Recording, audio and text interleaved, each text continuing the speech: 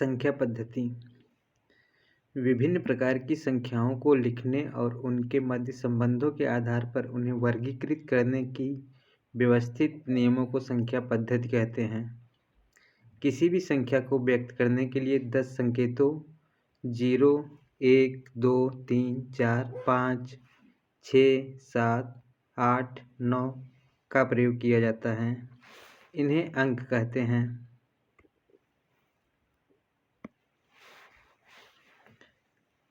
एक से अधिक अंकों के समूह को संख्यांक कहते हैं तथा इन संख्याओं को दाएं से बाएं लिखा जाता है। विभिन्न प्रकार के अंकों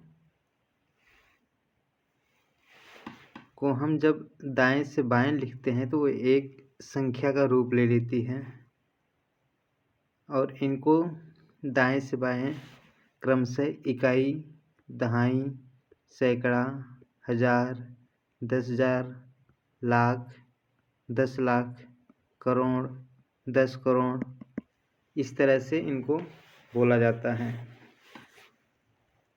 इन सब की प्लेस वैल्यू भी स्थानीय मान भी होता है। जैसे ये इकाई है मतलब 1, दहाई मतलब 10, सैकड़ा मतलब 100, हजार मतलब 1000, 10,000, लाख 10 लाख, करोड़ 10 करोड़, इन सब का अलग अलग मान होता है। किसी संख्या के अंकों के निम्न 2 मान हो सकते हैं। किसी संख्या के अंकों के निम्न 2 मान हो सकते हैं, एक जातीय मान और एक स्थानीय मान। इसमें हम लोग अंतर समझते हैं। हमारे पास एक संख्या है 8,594। इसमें हमें 5 का जातीय मान और स्थानीय मान समझते हैं। हमने पढ़ा है कि जातीय मान में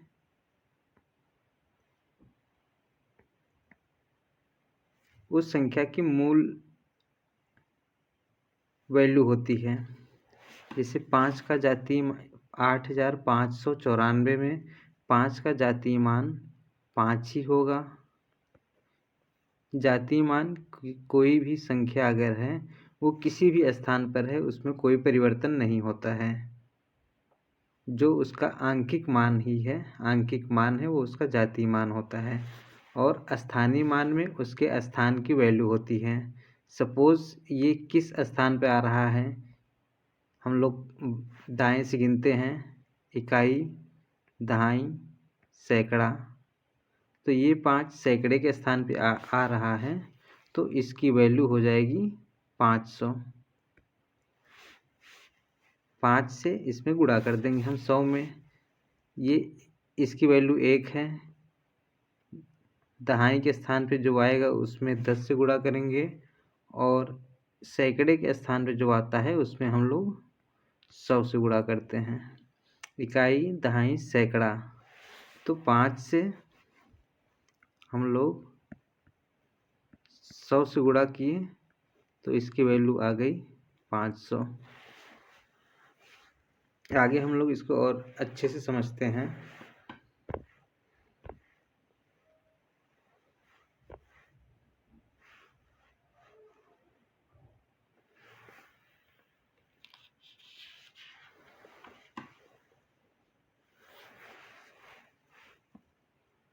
शायद जातीय मान हमने आगे नहीं इंक्लूड किया है, इसमें ही समझ लेते हैं। किसी संख्या में अंक का वह मान होता है जो कभी नहीं बदलता, चाहे वह अंक संख्या के किसी भी स्थान पर हो। यहाँ पे हम देख रहे हैं 8,594। अगर इसके आगे हम एक नंबर और लिख देते हैं 7,000, 78,594, इस 7 की वैल्यू घट बढ़ सकती है। अगर इसके आगे भी हम एक और 5 अगर लिख दें तो इसकी प्लेस वैल्यू बदल जाएगी, लेकिन आंकिक मान वही रहेगा। आंकिक मान ही उसका जातीय मान होता है। किसी संख्या में अंक का वह मान जो कभी नहीं बदलता है, चाहे वह अंक संख्या में किसी भी स्तर हो, उस अंक का जातीय या वास्तविक मान कहलाता है। यहाँ पर 5 एक यहाँ पे आया है और एक 5 हमारा आया है यहाँ पे। इस 5 और इस 5 का अलग अलग स्थान पे हैं, लेकिन इन दोनों का आंकिक मान जो होगा,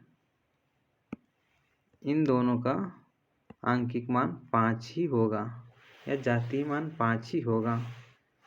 स्थानीय मान उसके स्थान के ऊपर डिपेंड करता है कि वो सैकड़े के स्थान पे आया है, कि हज़ार के स्थान पे आया है, कि 10,000 के स्थान पे आया है, कि लाख के स्थान पे आया है। जैसे जैसे उसके प्लेस की वैल्यू प्लेस आगे पीछे होगा, उसका स्थानीय मान भी बदलता जाएगा। आगे हम लोग इसको और अच्छे समझते हैं। स्थानीय मान, हमारे पास एक नंबर है 5786.352। इसमें अगर हमसे ये पूछ लिया जाए कि 5 का स्थानीय मान बताइए, 5 का हमें स्थानीय मान बताना है, तो दशमलव के बाद हम देख रहे हैं ये इकाई स्थान पे है, ये दहाई स्थान पे है, और ये सैकड़ा के स्थान पे है, और ये हमारा हज़ार के स्थान पे है। हमको 5 का स्थानीय मान बताना है, तो इस 5 का स्थानीय मान निकालने के लिए हम क्या करेंगे,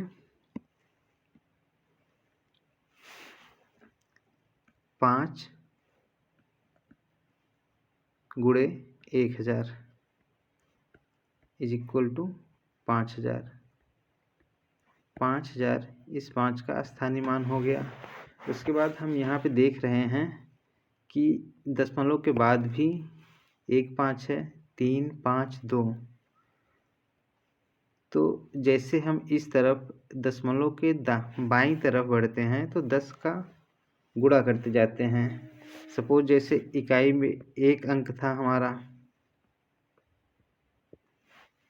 इकाई में 1 से गुणा किए, दहाई में 10 से गुणा किए, सैकड़े में 100 से गुणा किए, और हज़ार में हम लोग 1000 से गुणा किए। उसके बाद अगर दशमलव के बाद जो नंबर आता है, जितने हम बाईं ओर जाएंगे, जितने दाहिनी ओर जाएंगे जितने दाहिनी ओर जाएंगे उससे 1/10 से गुणा करेंगे, फिर 1/100 से गुणा करेंगे, फिर 1/1000 से गुणा करेंगे। यहाँ पे हम देख रहे हैं 5 दशमलव के बाद दूसरे नंबर पे आता है, तो दशमलव की जगह पे हम लोग 1 मान लेते हैं। हमें 5 की वैल्यू निकालना है।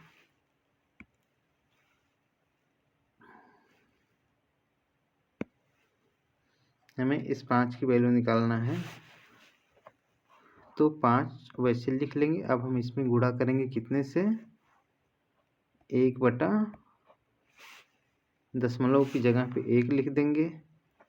दशमलव के बाद दूसरे नंबर पे आता है, मतलब 2 0, तो इसका स्थानीय मान हो गया 5/100।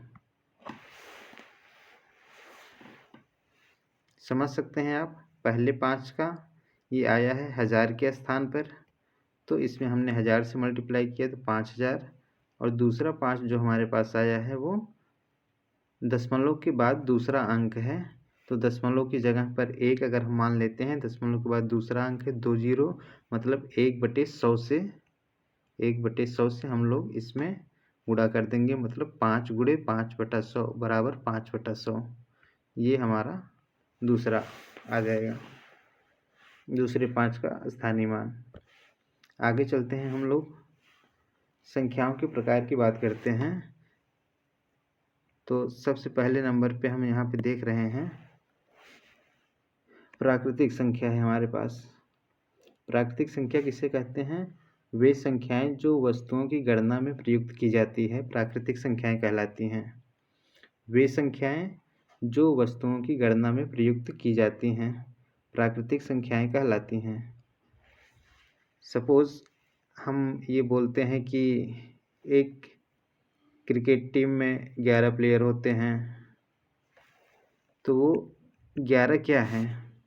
11 से हम लोग कितने प्लेयर हैं व्यक्तियों की गणना कर रहे हैं। या उत्तर प्रदेश में 75 डिस्ट्रिक्ट हैं, तो 75 क्या है? 75 से हम लोग उत्तर प्रदेश के सभी जिलों की गणना कर रहे हैं। तो जिन संख्याओं से हम वस्तुओं की गणना करते हैं उसे हम प्राकृतिक संख्याएं कहते हैं। क्योंकि 0 प्राकृतिक संख्या नहीं है। 0 प्राकृतिक संख्या नहीं है, क्योंकि अगर जैसे हम ये पूछ लेते हैं कि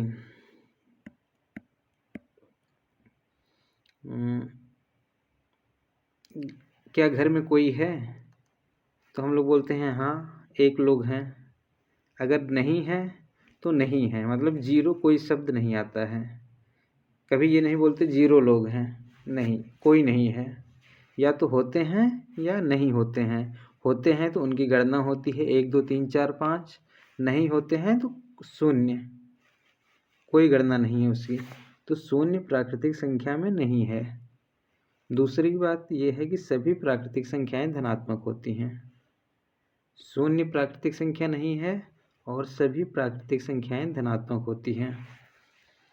यहाँ पे एग्जाम्पल हमने लिया है, जैसे 563,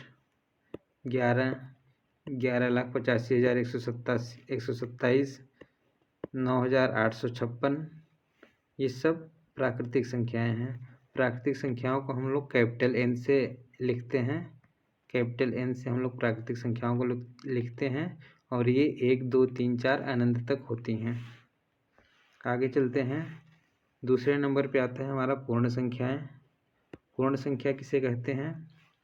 यदि प्राकृतिक संख्याओं के साथ 0 को भी सम्मिलित कर लिया जाए तो वे संख्याएं पूर्ण संख्याएं कहलाती हैं तथा सभी प्राकृतिक संख्याएं पूर्ण संख्याएं होती हैं। हम जानते ही हैं कि प्राकृतिक संख्या 1 2 3 अनंत तक होती हैं।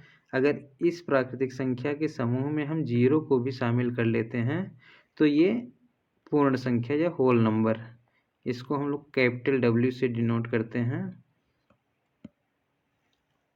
तो प्राकृतिक संख्याओं के समूह में हमने 0 को भी शामिल कर लिया तो ये हमारा पूर्ण संख्या हो गई। एग्जाम्पल के तौर पे 263 है, 0 है, 8,543 है, ये सब हमारी क्या है? पूर्ण संख्याएं हैं। आगे चलते हैं। पूर्णांक किसे कहते हैं? सभी पूर्ण संख्याएं तथा उनकी ऋणात्मक संख्याएं पूर्ण संख्या कहलाती हैं। सभी पूर्ण संख्याएं, पूर्ण संख्या हमने पढ़ लिया है 0 1 2 3 अनंत तक। इसके साथ इसके माइनस वैल्यू को भी अगर हम इसमें जोड़ लेते हैं, जैसे 1 है तो -1, 2 है तो -2, 3 है तो -3, तो सभी पूर्ण संख्याओं के माइनस वैल्यू को भी अगर हम लोग इंक्लूड कर लेते हैं तो वे सब मिल करके पूर्ण संख्या कहलाती हैं। पूर्ण संख्या 2 प्रकार की होती है। पहली है धन पूर्णांक संख्या और दूसरी है ऋण पूर्णांक संख्या। धन पूर्णांक संख्या किसे कहते हैं? जो पॉजिटिव वैल्यू है 1 2 3 अनंत तक। और ऋण पूर्णांक संख्या किसे कहते हैं? -1 -2 -3 माइनस इनफाइनाइट तक। और यहाँ पे एक चीज़ और हम यहाँ पे ध्यान दे लेते हैं कि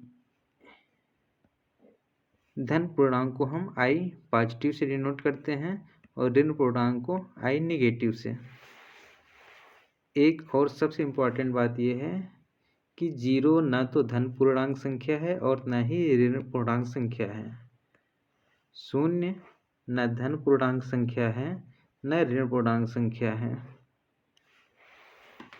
आगे चलते हैं। अब नंबर आता है परिमेय संख्या।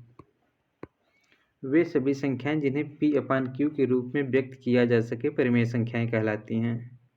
वे सभी संख्याएं जिन्हें P/Q के रूप में लिखा जा सकता है वे पूर्ण संख्याएं कहलाती हैं। जहाँ पर p और q पूर्णांक हैं और q 0 के बराबर नहीं है। p और q पूर्णांक है और q 0 के बराबर नहीं है। तो हम लोग एग्जाम्पल यहाँ पे देख लेते हैं। एग्जाम्पल है हमारे पास, जैसे 2 है, 2 को हम लोग p/q के रूप में लिख सकते हैं। जैसे 2 को हम लोग लिख सकते हैं 4/2 लिख सकते हैं, इसकी वैल्यू 2 आएगी। 10/5 लिख सकते हैं, इसकी वैल्यू 2 आएगी। या 100/50 लिख सकते हैं, ये भी 2, इसकी वैल्यू 2 आएगी। और यहाँ पे हम देख रहे हैं ये भी एक पूर्णांक है, ये भी पूर्णांक है, ये भी पूर्णांक है, ये भी पूर्णांक है, ये भी पूर्णांक है, ये भी पूर्णांक है। तो जिन संख्याओं को हम p/q के रूप में लिख सकते हैं उन्हें पूर्ण संख्या कहते हैं। दूसरे नंबर -5 हमने एग्जाम्पल लिया है।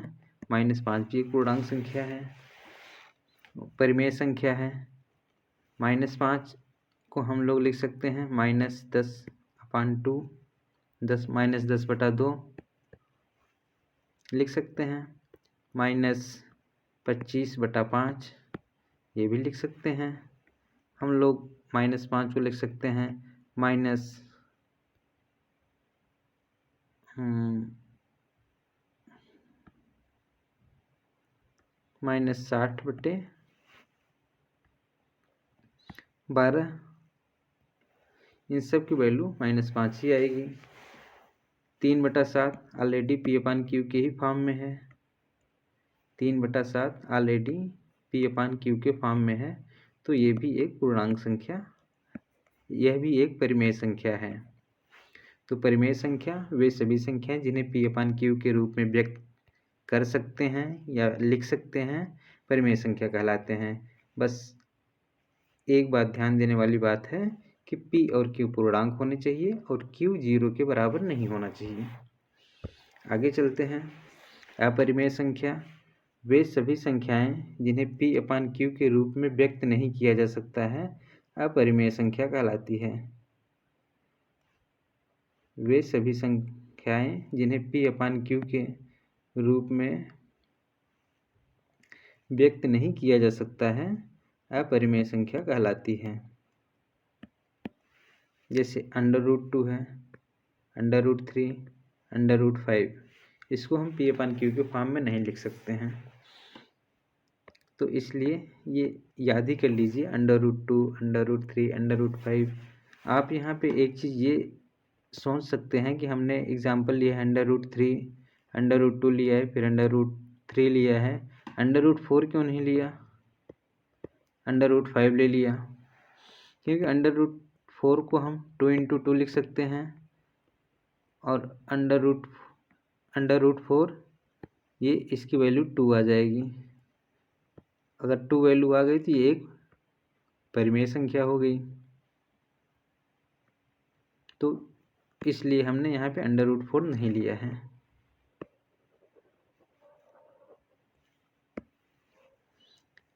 पाई एक अपरिमेय संख्या है।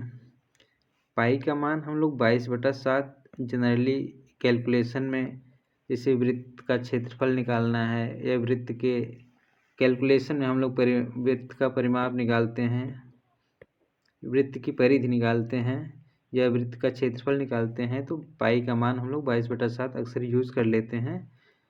लेकिन ये एग्जैक्ट मान नहीं होता, हम लोग अपनी सुविधा के अनुसार पाई का मान 22/7 रखते हैं।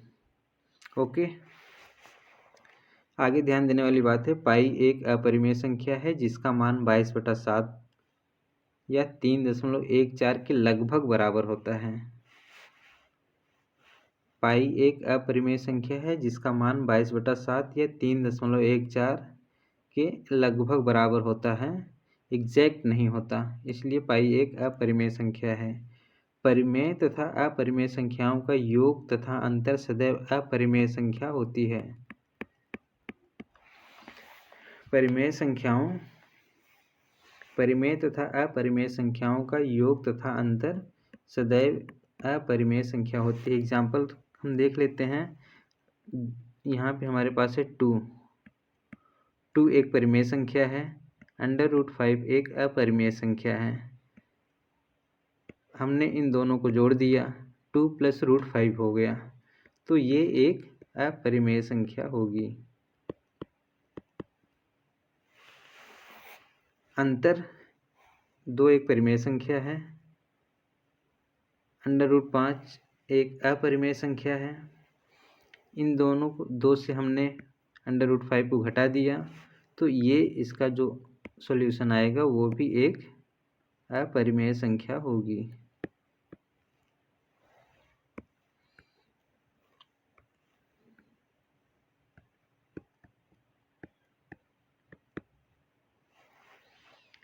टू + √5 अपरिमेय संख्या, 2 - √5 अपरिमेय संख्या। आगे बढ़ते हैं। परिमेय तथा अपरिमेय संख्याओं का गुणनफल सदैव एक अपरिमेय संख्या होती है। परिमेय तथा अपरिमेय संख्याओं का गुणनफल सदैव एक अपरिमेय संख्या होती है। हम यहाँ पे देखते हैं, हमारे पास 5 है, एक परिमेय संख्या है, √5 है, अपरिमेय है। इन दोनों का हमने गुणा कर दिया, ये आ गया हमारा 5 √5। ये जो संख्या आई है हमारे पास, ये भी एक, हम सीधा सीधा देख पा रहे हैं, अपरिमेय संख्या है। 5 में संख्या है, √5 एक अपरिमेय संख्या है। इन दोनों का हमने गुणा कर दिया, हमारा उत्तर आया 5 √5, जो कि एक अपरिमेय संख्या है। आगे क्या कहता है, 2 अपरिमेय संख्याओं का योग, अंतर, गुणनफल तथा भागफल एक परिमेय या अपरिमेय संख्या हो सकती है। 2 अपरिमेय संख्याएं हैं, हम यहाँ से एग्जाम्पल से समझते हैं। 2 अपरिमेय संख्या का योग, अंतर, 2 अपरिमेय संख्या। सपोज हमने पहली अपरिमेय संख्या ले लिया, 2 √2 अपरिमेय संख्या है।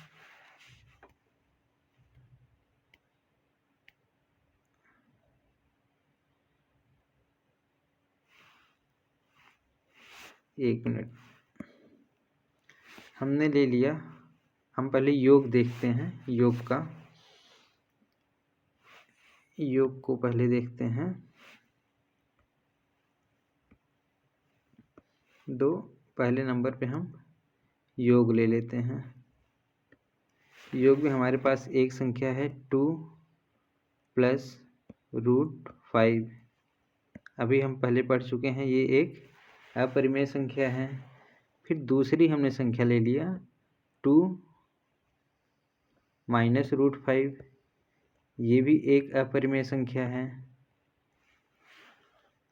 हमारे इस फार्मूले में कह रहा है 2 अपरिमेय संख्या है, तो पहली अपरिमेय संख्या हमने 2 + √5 ले लिया, और दूसरी अपरिमेय संख्या 2 - √5 ले लिया। अब जब हम इसको जोड़ेंगे तो √5 यहाँ पे प्लस है, यहाँ पे माइनस है, कट जाएंगे, सॉल्यूशन आ जाएगा, ये 4 आ जाएगा। तो ये एक परिमेय संख्या है। तो यहाँ से हम समझते हैं 2 अपरिमेय संख्याओं का योग एक परिमेय या अपरिमेय संख्या हो सकती है। तो यहाँ से हमने ये देख लिया कि ये एक परिमेय संख्या आ रही है। अब यहाँ पे अगर हम इसको 2 रूट कर दें, 2 √5, सपोज हमने ले लिया 2 + √5 और 2 - 2 √5। अब हम सॉल्व करके देखते हैं, ये 2 2 4 हो जाएगा। इन दोनों में बड़ा कौन है, माइनस बड़ा है, माइनस ले लिया। 2 √5 से √5 निकल गया, बचा √5। तो ये जो हमारा आया 4 - √5, ये एक अपरिमेय संख्या है,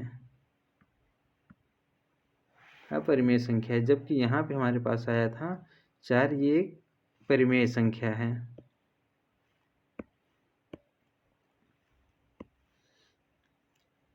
चार आया था, ये एक परिमेय संख्या है, जबकि यहाँ पे हमारा आ गया ये एक अपरिमेय संख्या है। आगे देख लेते हैं, अंतर भी इसी तरीके से हो जाएगा, योग और अंतर। गुणनफल भी इसी तरीके से हो जाएगा, भागफल भी इसी तरीके से हो जाएगा। हमें बस यहाँ इतना समझना है कि अगर दो अपरिमेय संख्याएं हैं तो उनका योग, अंतर, गुणनफल तथा भागफल एक परिमेय संख्या भी हो सकती है और अपरिमेय संख्या भी हो सकती है। आगे क्या कह रहा है, परिमेय तथा अपरिमेय संख्या का भागफल सदैव एक अपरिमेय संख्या होती है। हमारे पास दो नंबर है, एक 3 है।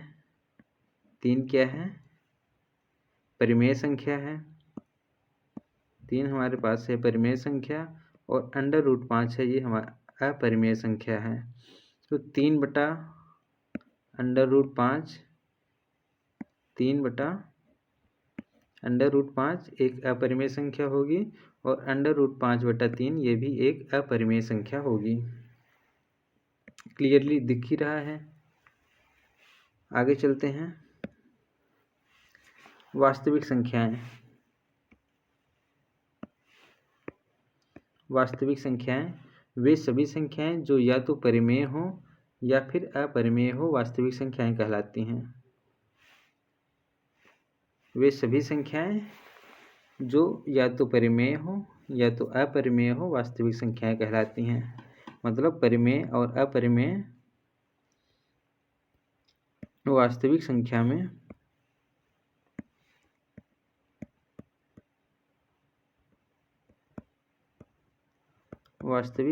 में परिमेय संख्या भी आती हैं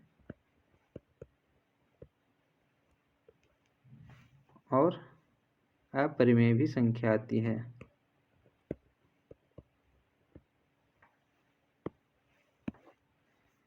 वास्तविक संख्या में परिमेय संख्या भी इंक्लूड है और अपरिमेय संख्या दोनों आती हैं। सभी पूर्णांक, प्राकृतिक एवं पूर्ण संख्याएं वास्तविक संख्याएं कहलाती हैं। सभी पूर्णांक भी प्राकृतिक संख्या हैं। सभी पूर्णांक, सभी प्राकृतिक संख्याएं और सभी पूर्ण संख्याएं वास्तविक संख्याएं कहलाती हैं। आगे चलते हैं, एग्जाम्पल इसका देख लीजिए। जैसे √3 है, एक अपरिमेय संख्या है लेकिन वास्तविक संख्या है। 5/7 परिमेय संख्या है तो वास्तविक संख्या है।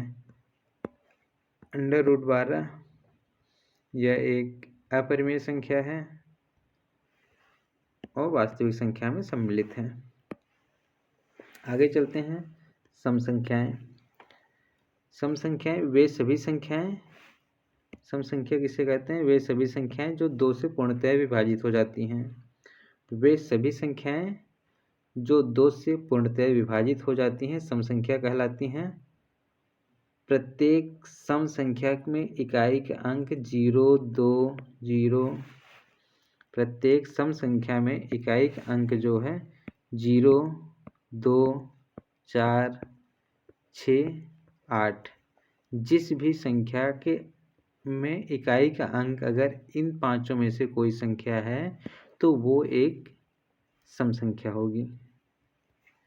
0, 2, 4, 6, 8। एग्जाम्पल 24 में इकाई का अंक है 4, ये एक सम संख्या है। 586 में इकाई का स्थान है 6, ये एक सम संख्या है। 11764 में इकाई का स्थान है 4, तो ये एक सम संख्या है। तो सम संख्या वे सभी संख्याएं जो 2 से पूर्णतः विभाजित हो जाती हैं सम संख्याएं कहलाती हैं, या वे संख्याएं जिनमें इकाई का अंक 0, 2, 4, 6, 8 में से कोई एक हो तो वो एक सम संख्या होगी। आगे चलते हैं, विषम संख्याएं। विषम संख्याएं वे संख्याएं जो 2 से पूर्णतया विभाजित नहीं होती हैं। वे संख्याएं जो 2 से विभाजित नहीं होती हैं उन्हें विषम संख्या कहते हैं। और विषम संख्या के अंत में, मतलब इकाई के अंक में विषम संख्या के इकाई के अंक में 1, 3, 5, 7, 9 ये अंक आते हैं। जिस भी संख्या के इकाई के स्थान पर इन पांचों में से कोई भी एक अंक हो तो वह विषम संख्या कहलाएगी। एग्जाम्पल के तौर पे हमने यहाँ पे 23 लिया है।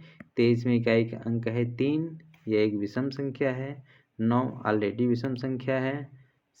127 है, इकाई का अंक है 7, तो ये एक विषम संख्या है। 5943 है, इकाई के स्थान पे 3 है, तो यह एक विषम संख्या है।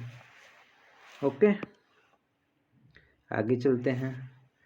अभाज्य संख्याएं, वे सभी संख्याएं, अभाज्य संख्याएं वे सभी संख्याएं जो एक तथा स्वयं के अतिरिक्त किसी अन्य संख्या से पूर्णतः विभाजित नहीं होती हैं, अभाज्य संख्याएं कहलाती हैं। वे सभी संख्याएं जो एक तथा स्वयं के अतिरिक्त किसी अन्य संख्या से पूर्णतः विभाज्य नहीं होती हैं, अभाज्य संख्याएं कहलाती हैं। उदाहरण के तौर पे 3 है हमारे पास। 3 1 से कटेगा, 3 या तो 1 से कटेगा या तो 3 से कटेगा। इन दो संख्याओं के अलावा किसी तीसरी संख्या से नहीं कटेगी। तो 3 क्या है? एक अभाज्य संख्या है। 7 है, 7 केवल 1 और 7 के अलावा किसी तीसरी संख्या से नहीं कटेगी, ये एक अभाज्य संख्या है। 17 है, जो 1 और 17 अलावा तीसरी संख्या से नहीं कटेगी, ये एक अभाज्य संख्या है। तो अभाज्य संख्याएं वे संख्याएं हैं जो एक और स्वयं के अलावा किसी तीसरी संख्या से पूर्णतः विभाज्य नहीं होती या पूर्णतः विभाजित नहीं होती हैं, अभाज्य संख्याएं कहलाती हैं। एक सबसे महत्वपूर्ण प्रश्न है जो अधिकतर परीक्षाओं में पूछा जाता है और लोग इस पे हमेशा कंफ्यूज रहते हैं कि कौन सी सम संख्या है जो अभाज्य है, कौन सी सम संख्या है जो अभाज्य है। यह केवल एक ही संख्या है, वो है 2।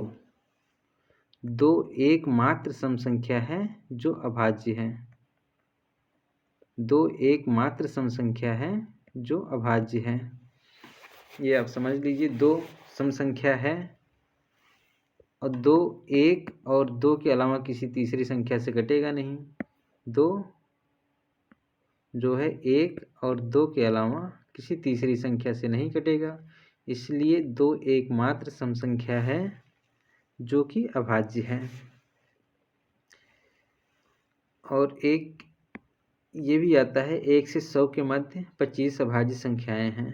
वो कौन कौन सी है देख लेते हैं। 1 से 100 के मध्य 25 अभाज्य संख्याएं हैं, देख लेते हैं। इसको आप लोग भी समझने की कोशिश करिएगा।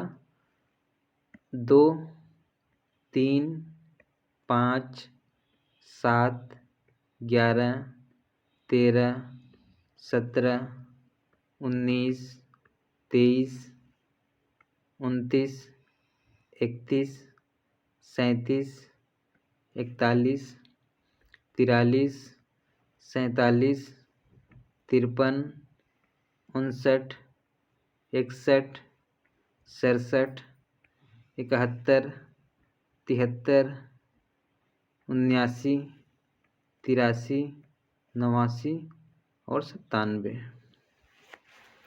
यहाँ पे एक चीज़ और आप लोग ध्यान दीजिएगा, इसको याद करने का एक तरीका ये है कि 1 से 10 तक 4 अभाज्य संख्याएं, 10 से 20 तक 4 अभाज्य संख्याएं, 20 से 30 तक 2 अभाज्य संख्याएं, 23 और 29, 30 से 40 तक 2 अभाज्य संख्याएं, 40 से 50 तक 3 अभाज्य संख्याएं, 50 से 60 तक 2,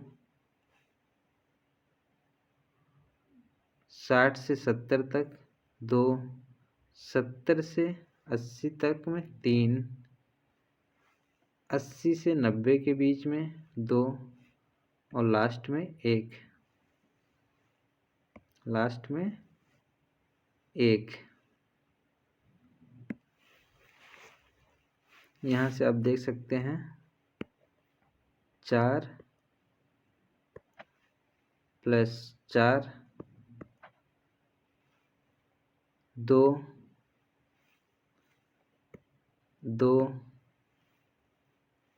4 4 8, 2 10, 2 12, 3 15, 2 17, 2 19, 3 22, 2 24, 1 25। टोटल 25 अभाज्य संख्याएं हैं 1 से 100 तक। याद रखिएगा आप लोग। उसके बाद आता है भाज्य संख्याएं। भाज्य संख्याएं किसे कहते हैं? वे सभी संख्याएं जो एक तथा स्वयं के अतिरिक्त कम से कम एक अन्य संख्या से पूर्णतः विभाज्य हो, भाज्य संख्याएं कहलाती हैं। वे सभी संख्याएं जो एक तथा स्वयं के अतिरिक्त किसी अन्य तीसरी संख्या से विभाजित हो तो वो भाज्य संख्या कहलाती हैं। जैसे 6 है, 6 है हमारे पास, 6 1 से कट जाएगा, 2 से कट जाएगा, 3 से कट जाएगा, 6 से कट जाएगा। तो यहाँ पर हम देख रहे हैं 1 और 6 के अतिरिक्त किसी भी एक संख्या से विभाजित हो तो वो भाज्य संख्या कहलाती है। यहाँ आप देख रहे हैं 6 2 से विभाजित है, 3 से विभाजित है, 1 से विभाजित है, 6 से, कुल 4 संख्याओं से विभाजित है। तो ये एक भाज्य संख्या है। 9 है, 1 से कट जाएगा, 3 से कट जाएगा और 9 से कट जाएगा। तो हमें तो 3 ही संख्या चाहिए, एक और स्वयं के अतिरिक्त तीसरी संख्या। तो कोई भी संख्या हो सकती है। यहाँ पर हमें एक 3 मिल गया, अतिरिक्त संख्या 9 3 से विभाजित है, इसलिए ये एक भाज्य संख्या है। 15 ये किससे किससे विभाजित है? 1 3 5 और 15।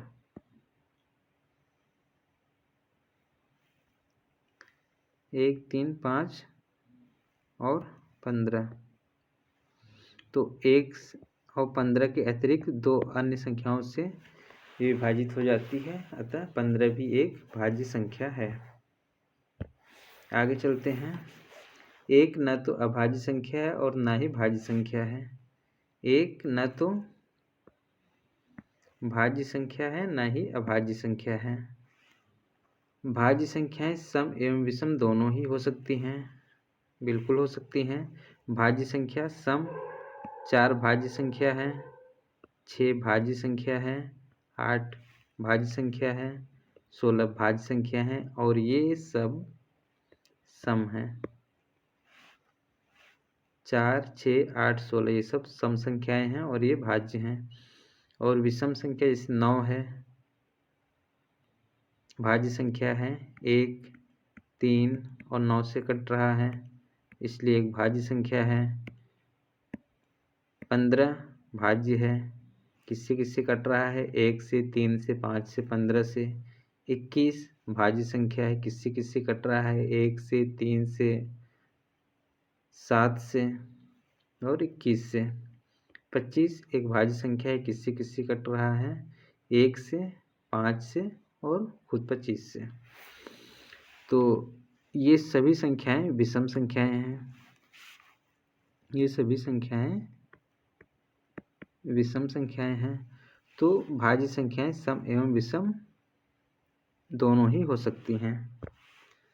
आगे आता है सह अभाज्य संख्या। सह अभाज्य संख्या, सह अभाज्य संख्या किसे कहते हैं? यदि दो प्राकृतिक संख्याओं का उभयनिष्ठ गुणनखंड 1 हो तो वे संख्याएं सह अभाज्य संख्याएं कहलाती हैं। यदि दो प्राकृतिक संख्याओं का उभयनिष्ठ गुणनखंड 1 ही हो तो वे संख्याएं सह अभाज्य संख्याएं कहलाती हैं। अब हम इसको समझते हैं। एग्जाम्पल हमने लिया है 9 और 2। 9 किससे कटेगा? 3 और 3 से। 2 2 और 1, इसमें हम 1 और ऐड कर लेते हैं। इन दोनों में उभयनिष्ठ गुणनखंड कितना है? कोई है? नहीं है, 1 के अतिरिक्त कोई नहीं है। तो ये दोनों सह अभाज्य संख्याएं हैं। अब उभयनिष्ठ गुणनखंड, आप सोचेंगे उभयनिष्ठ गुणनखंड क्या होता है, तो मैं बता देता हूँ। जैसे हमारे पास एक नंबर है छोटा एग्जाम्पल लेते हैं। 6 एक नंबर है। 6 का अगर गुणनखंड करें तो 1 × 2 × 3, 2 × 2 3 6। अगला हम नंबर ले लेते हैं, मान लीजिए 8 ले लेते हैं। इसका गुणनखंड करते हैं 1 × 2 × 2 × 2, 2 दूनी 4 दूनी 8। तो इसमें हम देखते हैं एक ये कॉमन है और एक ये कॉमन है, मतलब 2 उभयनिष्ठ गुणनखंड है, 1 और 2। तो ये जो दोनों में कॉमन होता है इसको उभयनिष्ठ गुणनखंड कहते हैं। उभयनिष्ठ, यहाँ पे ये बोल रहा है कि यदि 2 प्राकृतिक संख्याओं का उभयनिष्ठ गुणनखंड 1 हो तो वे संख्याएं सहभाज्य संख्याएं कहलाती हैं। इसमें 1 के अतिरिक्त ये 2 है, तो ये उभयनिष्ठ गुणनखंड तो इसका है भाई, तो ये सहअभाज्य संख्या नहीं होगी। इन दोनों में हम देखते हैं,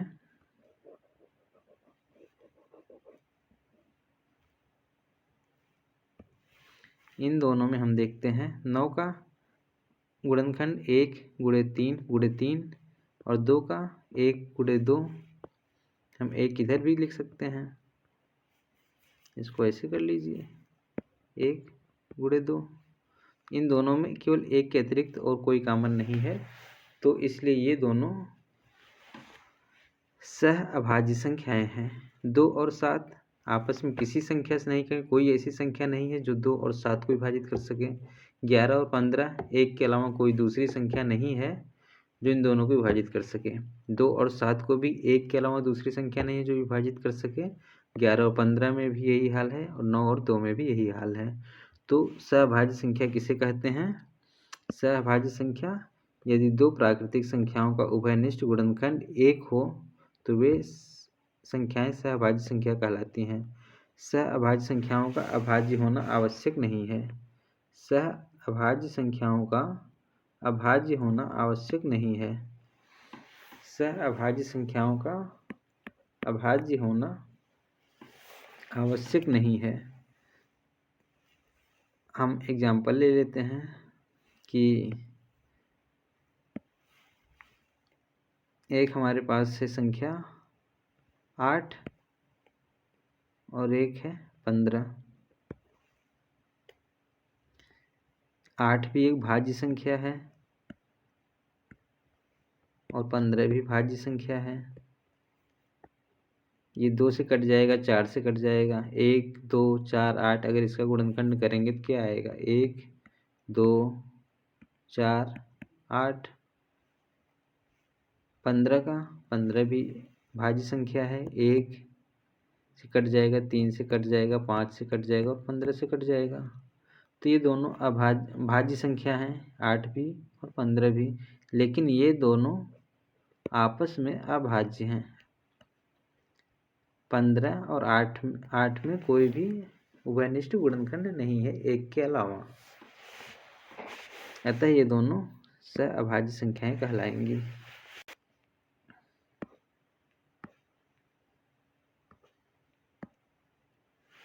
बस आज का क्लास यहीं ख़त्म होता है। अगले क्लास में फिर आपसे मुलाकात होगी। तब तक के लिए अलविदा।